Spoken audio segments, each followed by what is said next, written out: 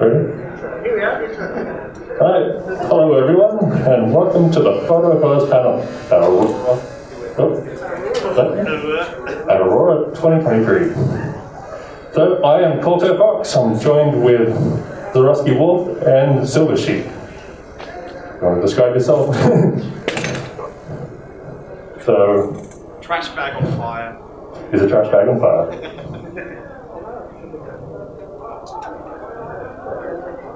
I mean, you got gift of the gaffer. So I do social media, and Facebook, Twitter, etc. I do a YouTube channel where I do vlogging at the moment. Not vlogging this year. I did a photo this year, so there's a lot to learn about social media. There's advantages and disadvantages, but we'll get into that a bit later. But photography is a big aspect of how you represent yourself, but we'll get into that. I've been photography for like over 10 years, long enough, and I still love it. Pass you on to Silver Sheep. Today, I've been photography for a while and in the fandom since 2016. And just messing around with the cameras. I don't have much formal training. I went to like the beginner course, photography 101 at Tate, and that's it. But I just enjoy the fandom photography and getting deeper into it, pursuits and everything. So let's see. Next slide, please. All right. So I'll start off saying, if you want to get into photography, having a phone is valid. Like just starting off with an iPhone or Android, whatever. A lot of them have good quality cameras in them now, and the software you can edit on the phone even. So it's not even hard to entry-level stuff. If you want to upgrade, you get a second-hand camera. What I did first, back in 2016, went to, it wasn't cash converters, but it was that type of shop. It's just the second hand.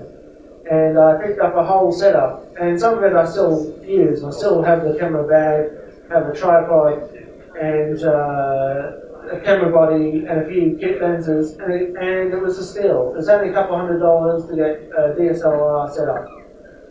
Don't go in there to like George's Cameras and plonk down $5-6 grand when you can get an entry-level kit, second-hand.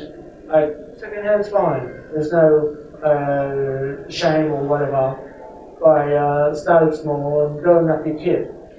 All right. Next slide, please. Oh, I'll just go on. Some things that people are afraid of is the flash. I've got this fancy big one, but you can get like a small model. But what you want with flash is a hot shoe mount on the camera, and you pick up one of these units. And what you're looking for when you're buying flash is you want one where you can rotate the head on it. Rotate or different angles.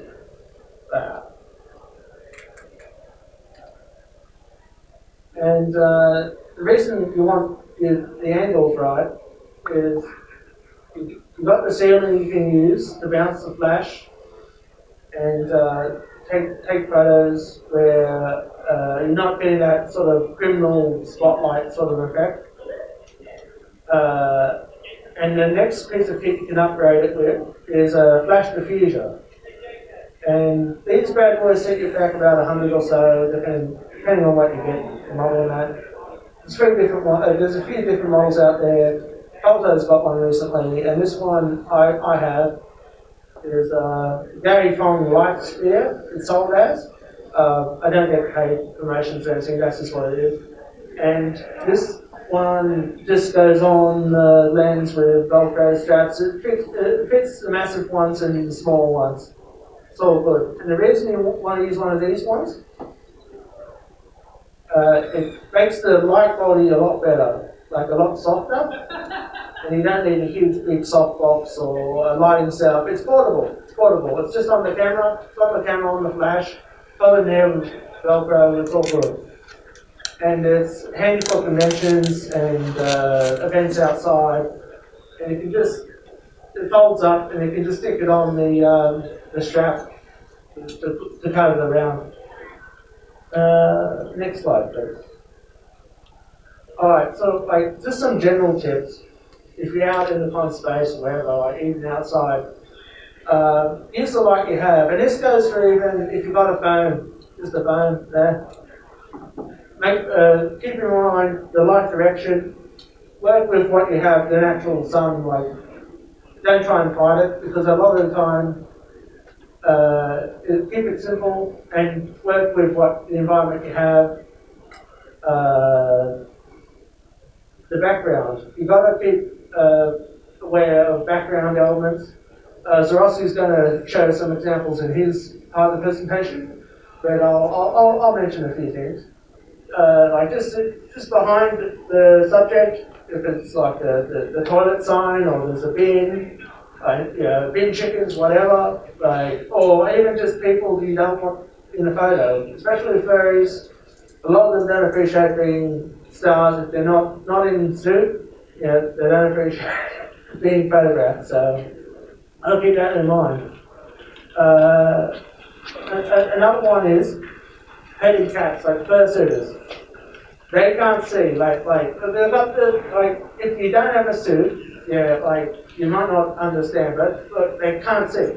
Like, Colto, can you demonstrate how much, like your angle of vision, how much It's actually quite a lot for lip suit. Oh, okay. So I can see my arms ends there. Yeah. And the other one, right just there. And how's the centre? Do you have a big blind spot in the centre? Yeah, no, I can't see anything directly in front of me. It's not terrible, but it's there.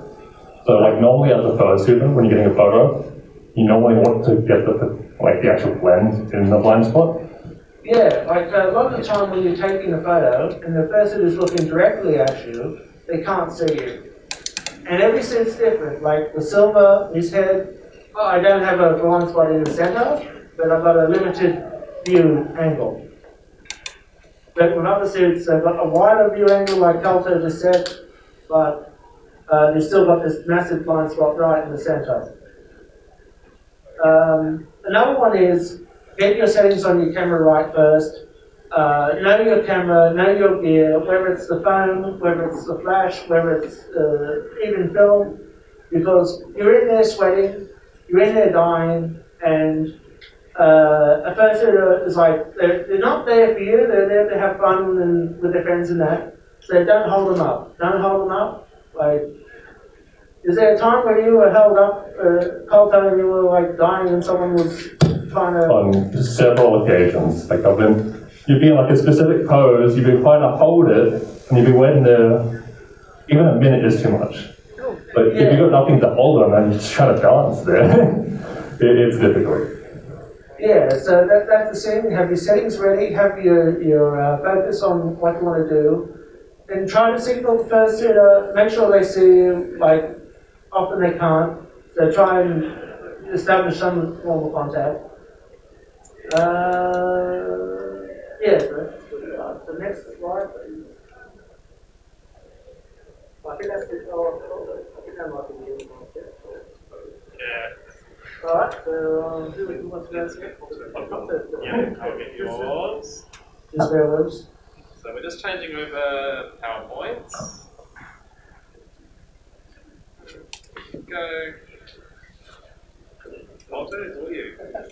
Alright, photos on film, presented by me, Filterbox. So, next slide. So just to cover the basics of what I'm going to cover today. First thing is like why film? Like why would we still do this? Then I'm going to cover some cameras and film types. I'm going to give you a bit of insight into how to develop film, like to actually do it yourself. I'm going to briefly touch on buying film and buying like outsourced development services. And then just some questions. So, next slide. Why film? So for me, one of the reasons of using film is actually because it adds limitations and constraints. So with a typical film roll, It's got about 36 frames or 24, depending on which roll you get, for a 35mm film. And that means you can't really waste anything. It has to be perfect in almost every frame if you can make it.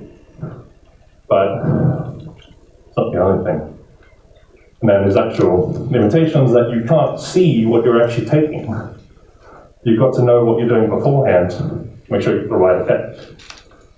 So the best way for a camera to achieve this is with the light meter.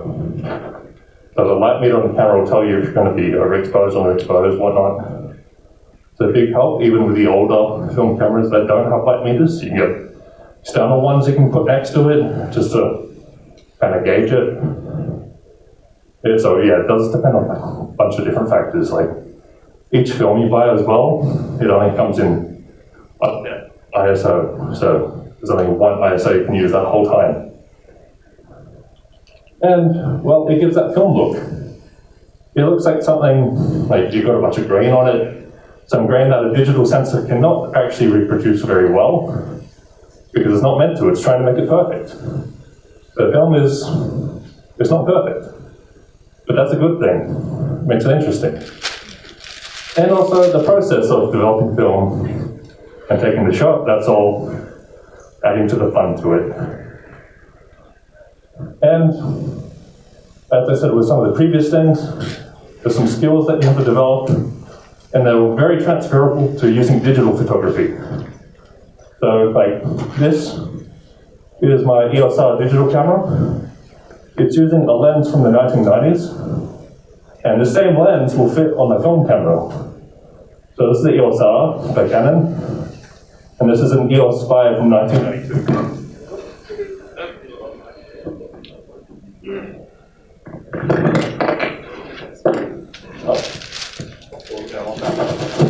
Yeah, I'll just hold it there. Hope that's right. But yeah, transferable skills. Photography is still the same in both aspects. So next slide. Cameras and film types. Now with film, there's actually quite a number of cameras that you can choose from. So the first one I covered was 35mm, that's a full frame camera. But then there's also medium format cameras. And they do exist in the digital realm as well, they're just extraordinarily expensive. But you can probably get like a medium format, like a Mamiya for about like $800 used. Whereas if you're going to try a medium format Fujifilm, it's at least 5 to 10 grand. So you'd probably save a lot of money when you do film. And then there's large format. Now large format was actually around very early on, so like a 4x5 plate. And you can use that. It's actually how they kind of originally did film prints. The film would actually be the same size as the print. And then, for some reason, they made mini formats. So 110 film is like a micro film kind of size. It is tiny. You can fit like 2 of them in a 35mm. And then, of course, home movie film. Like 8mm film and Super 8. The 2 different formats you can use to shoot cinema film, but the professional cinema film is usually in 35mm. So film types. The first one and the easiest one to develop, like yourself, is black and white film. And I'll probably touch on that a bit in the development part, but yeah, black and white film is definitely easy to do at home. And then, well, I'm just going to cover the main types here, there's plenty of other types. So C41, color negative, I've actually got some here. So before I do that, has anyone actually seen film before? Put your hands up. Quite a few, some people have. Now, if you've seen film, how many of you shot on film? Very good. Now, how many of you have developed that film yourself? And how much of that film was color? So if you develop color film yourself. Really? No one's done color? I used to to work in a mini lab, so does that count? Yeah, mini labs count. 25,000. Yeah, the thing I'll tell them as well, to do it yourself is way cheaper. A mini lab will take you back at least $30,000 to just get the machine. And that excludes the maintenance and the chemicals. So so color is a bit more difficult, but a lot more people usually do the black and white. So this is C41 film. You can see it on the light there a bit, but it's orange. The C41 is a reversal of the image. Like when you take a picture, it just comes up like a negative. Now the next one is called color reversal because it looks positive. So you can see the actual color of the image on the film, like as if it was printed. So it's already been reversed. And then I'll just say, brief mention to ECN2, which is the process used for movies.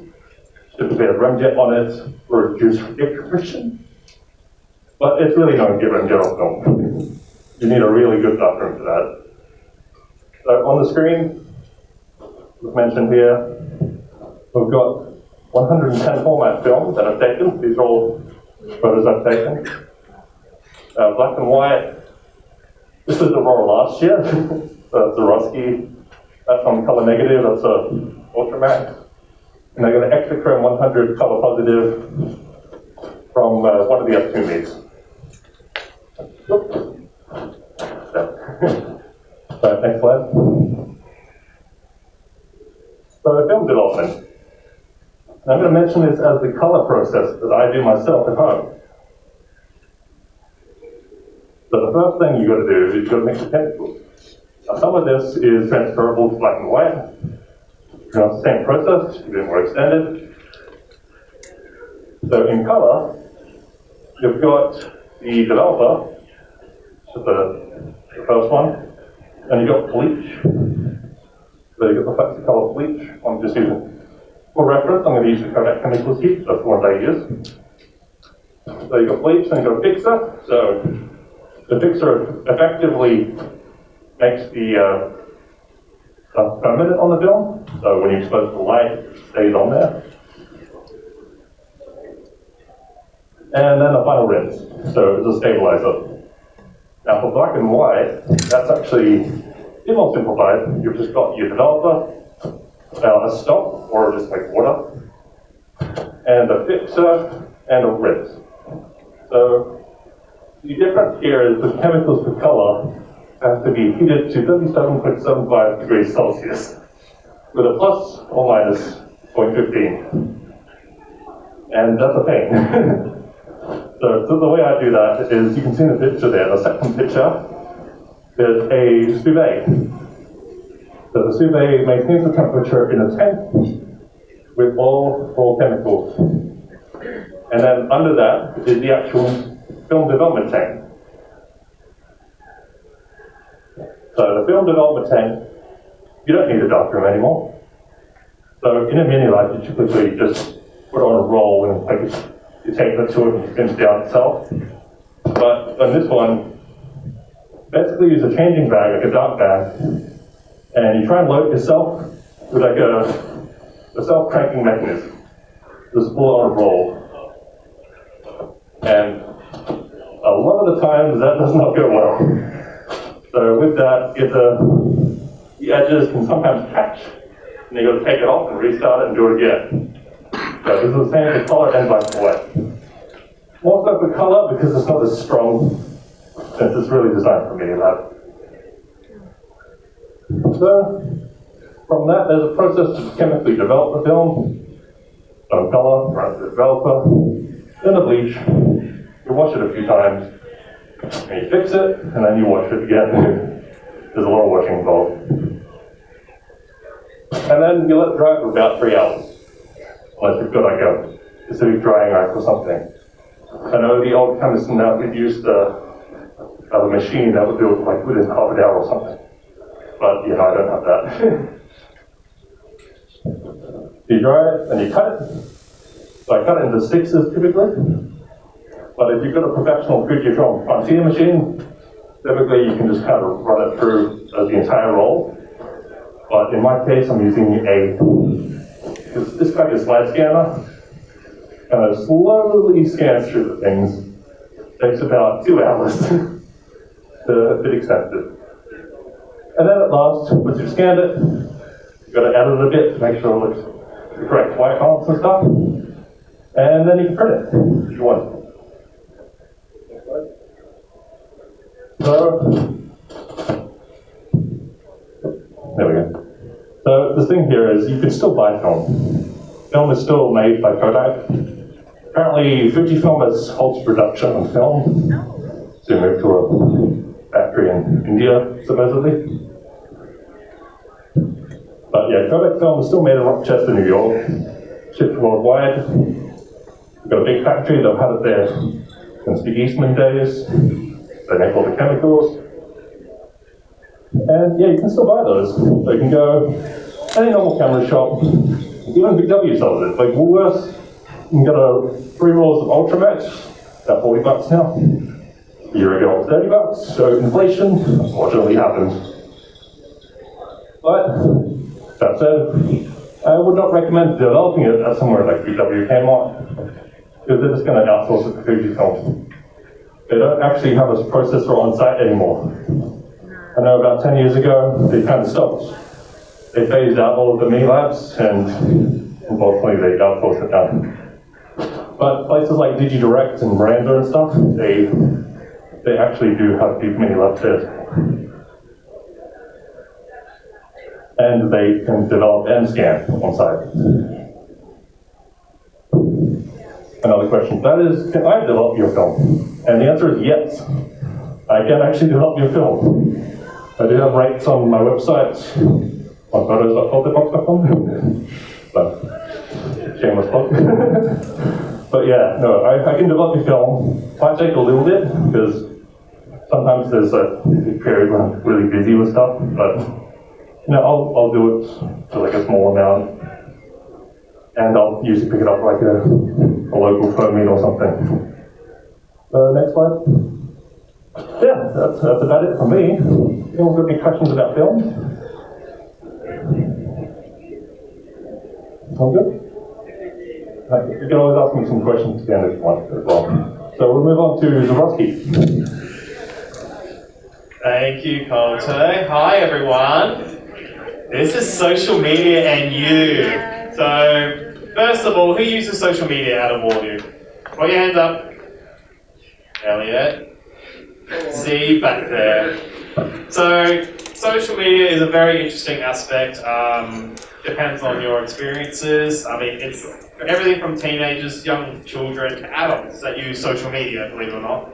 So it's always important what you put out. So anything you put on social media, the whole world can see.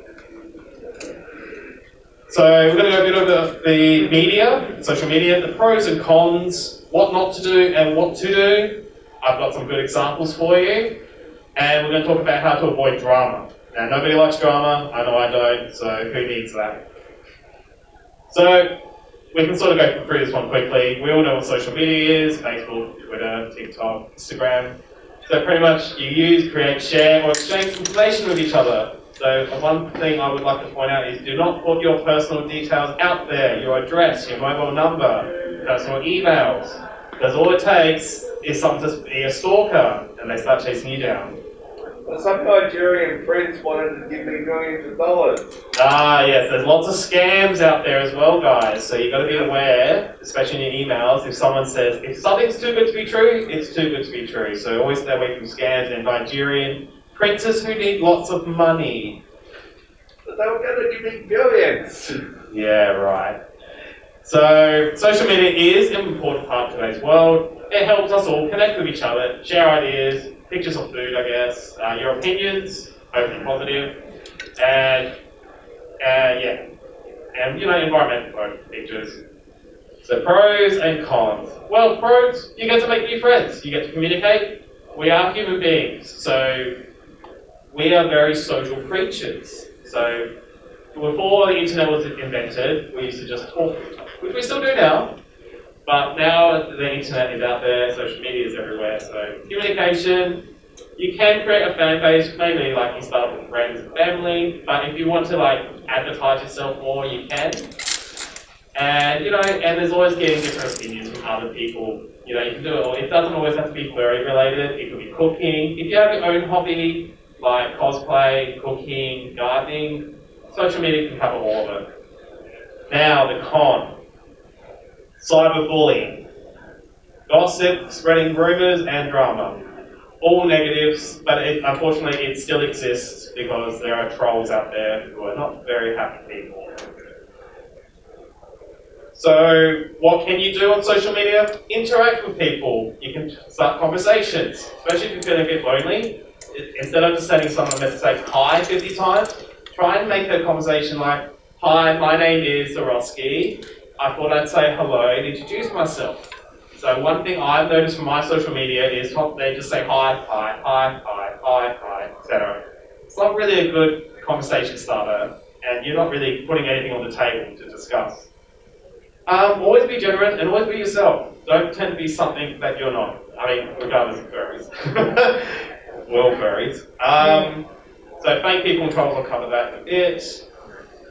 When you are sharing information with other people, try and make it interesting. The last thing you want to see is someone who's cut their hand open and go, I'm going to post this picture of my blood hand on the internet. And people don't want to see that. There's some things you got to be very aware of what you're posting before you post it, so it's always good to check.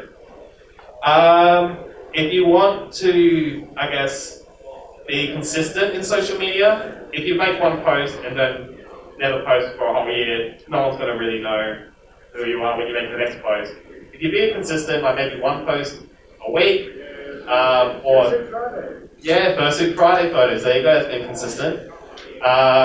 More consistent, the more people notice you, people add you, then they'll start messaging you, and you just got to be still careful with your personal details and everything else. Because you don't know what their intentions are originally until you actually meet them in person, or you know who they are. And it's always important to have fun. Try and think of it as a positive experience. If you think of social media as a negative experience, we've all probably had some bad experiences. I know I had. It's best to just learn from the experience and adapt. Now, this is pretty straightforward. So obviously there are some people who are trolls and will post things that are not appropriate. So racism, sexism, any form of discrimination, but usually, if something happens like that, you report them and block it, goodbye. One important thing is, if your friend is being picked on social media, support them, but do not add air to the fire. So if you start being a keyboard hero and start messaging, like threatening people online, you're adding more drama. And the troll wins at the end, not you guys. So the best way is just to block them, delete it, goodbye, move on. And if there is anyone who is suffering from, bullying, talk to your friends, talk to family. Don't just keep it to yourself. It's always good to communicate and express yourself, because at the end of the day, there is always someone out there to help you. Another thing I probably would recommend is not spending extremely long periods of time on social media. Now that is hard. So I'm talking like 12 hours straight. You're not eating, you're not drinking, you're not sleeping. You're up all night. Ooh, we've got to check out that Facebook video, So it's always good to have a break. I'm not saying you can't use it. I mean, use it as you normally do, but sometimes if you get eye strain, have a break. Obviously, don't get angry when you see the negative comment. Just block it, get rid of it, move on. And this is a very important one. When you're going to do a picture or a selfie or any form of publication of yourself on the world, pretty much, make sure you check photo or video before you send it. That's very important. If you don't check your backgrounds, you don't know what's behind you. You go, oh, selfie, click. But you don't know what's on the floor behind you or what you've left out. Let's go through some examples. So, the first one on the left, the lovely lady with her hand in the air, she goes, oh, my boyfriend, don't take photos of me. But did she check the background of a photo with the mirror? She doesn't have a boyfriend. The right one, classy. Another example of that was, oh, my husband taken a photo of me passed out eating potato chips. Did she check her background? No. Good old mirrors. Mirrors are dangerous, so always review your photos. Alright. The left one is interesting. I put this one in there. I mean, good old grandma, you know. Grandma, take a photo while I flex. So you can see the mirrors, any reflection can be used against you, especially the one on the right. She's like, yeah, I'm chill, got my Ray-Bans on, and I'm just gonna do this cool picture, but what's in her glasses? What is she shopping for? Ooh, something naughty naughty. That's right, very naughty, yeah. So always be aware of your reflection. That's why I always say review your photos when you're doing selfies or taking photos of people. You don't know, like this. You have a With the like review photos, there was a case only a few days ago where a guy got a package and posted it into a group chat. Thankfully, there's only like a few people in the group chat, Yeah. but we're like, you might want to edit those because you posted this photo of the box and the invoice with your full legal name and an address. And he's like, oh, well, yeah, like my mate's address, it's not mine. And we're like, that's so much worse. yeah, you're pretty much just telling everyone where you live. Yeah, it wasn't even where he lived, it was where one of his mates was. No consideration. That's Yeah, and then it was like, oh, woe is me, like, now I'm getting in trouble, like, because you were being stupid? Like, zero, like, social awareness. they're just not aware. And you know, a lot of people are not aware when it comes to social media. So very good point. I mean, normally if that would happen, just say you can get the photo removed. Yeah, like, we did go, like, hey, like, you should get rid of this. But, like, he's like, yeah, like, I've done, like, the best I could, but, like, kept going on about how, like, well, it's not my address, so it's not really my problem. Yeah, but yeah, the situation is not good. And, Hopefully, like, it was lucky it was a small group chat, and, like, everyone knows everyone in that chat. yeah. I know the Purdue group chat say, It's like, oh, I'm just gonna put my credit card details in the photo chat and see how that goes. Yeah, so What is this charge for, like, $5,000 from baddragon.com? oh dear, maybe they're the option. Alright, we'll get back to it, but thank you for that, I appreciate that. So this guy's like, oh yeah, I'm cool, look at me. But what's behind him? He's grabbed his mama's handbag. I don't know, so like I said, this is just some good examples. And this is a good one, the right one. Freaking traffic. I don't see any, do you? There's some really good examples out there. The left one's really nice, you know. Why are you doing it there? Mirrors everywhere. Mirror, mirror on the wall. Why is she taking a selfie on the blue? Now the right On one. the wall, why she's taking a selfie in the stall. Yeah. She's really happy as well. She's like, yeah. Another prime example, when you leave something out you forgot.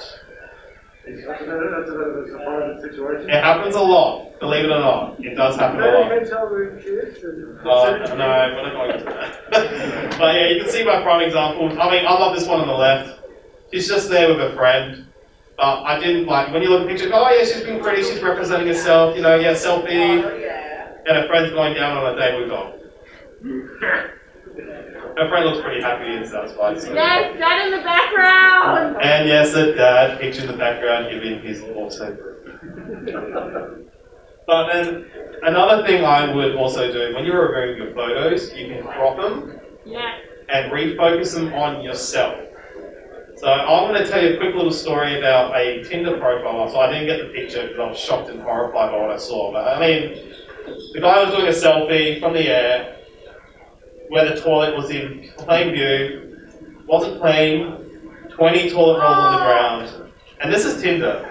So even to now, he probably hasn't known one. Well, I hope he does, but you know what I mean. People are just not aware of their backgrounds. So, I'll be the one on the left, I did it again. But the one on the right, she's forgot she's hung something in the shower.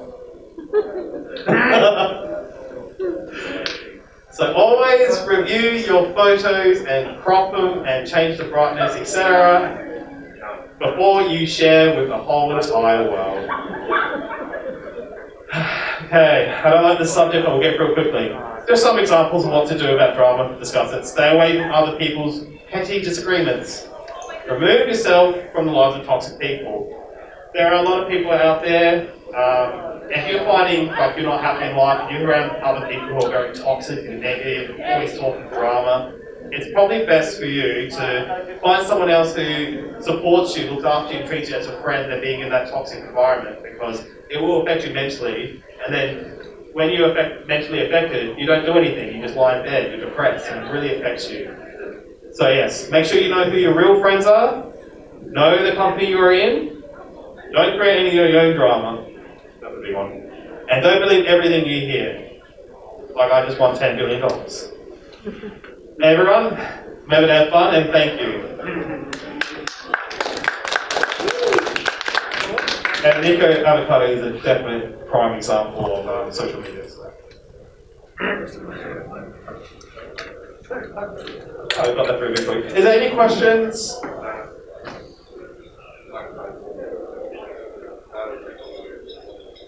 All right. Thank you everyone for joining the panel a bit quicker than usual, but I appreciate you coming to this.